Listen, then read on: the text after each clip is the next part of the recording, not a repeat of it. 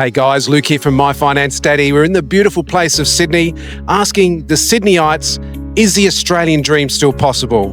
Let's go.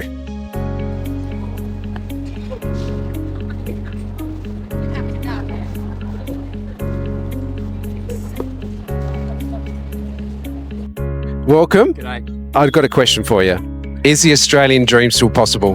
No. Okay, wow. This is an interesting one. Tell me why. Okay, so I'm in my 30s. Yeah. I'm lucky my parents, when we immigrated to Australia, they bought their property straight away. If you look at the current, your average salary versus an average house price, it's just getting too difficult to actually get into that market right now. So I think the Australian dream is possible, but you need to be wealthy. You can't just be a lower to a lower middle class. You have to be in that middle class or middle class or higher to get into that property market now. And you're working here? Yeah, I work around the area. And are you renting? No, I own my property pretty luckily, but yeah, but this is coming from someone who, my parents aren't wealthy, but they got lucky at the time to buy their property as soon as they gave me instead of renting long term. If I didn't have that buffer there to live at home for X amount of years after I graduated, I wouldn't be in the position now to buy a property, have a deposit. Well, that's good advice. Just in those words, what you just said, they're wise words, is sometimes pull your head in and stay home if you can. Yeah, absolutely. And obviously don't overspend if you can or can't. Always just live within your means if you can. Obviously it's not possible for everyone, but yeah, it's pretty difficult. And I just don't think it's possible for the next generation unless you already come from money. Okay, what about this? I could put something to you. Yeah.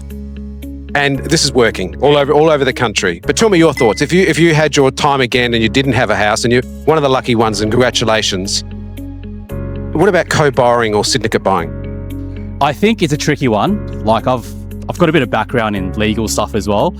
Obviously, if a relationship breaks down there, you're at risk of losing that share, or if not, you have to spend more money on legal fees to get your rightfully owned share. And obviously to get that contract up, you need to have lawyers in the first place. Of course, you've got to have proper agreements. Yeah, and obviously because they're not proper trusts, etc., etc. Yeah, you have to have all that in place, and that relationship breakdown is pretty big. People underestimate. Have exit plans, have everything in detail. You have to have everything. And look, if I wasn't in the position I am now, I just don't think if I was starting out as a graduate or starting my working career now, I wouldn't think it's possible for me to buy in Sydney. I would have to buy definitely outside or absolutely interstate. And where the job market's also different to Sydney as well.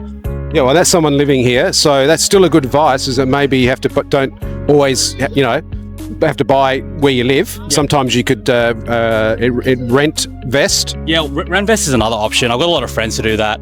So they'll buy in an area they can afford, and then they'll rent somewhere else, and then obviously they get the benefits of positive or negative gearing, whatever the situation may be. And I think a lot of people are going to do that in the future. Yeah. But that's also bad for newcomers into the country, right?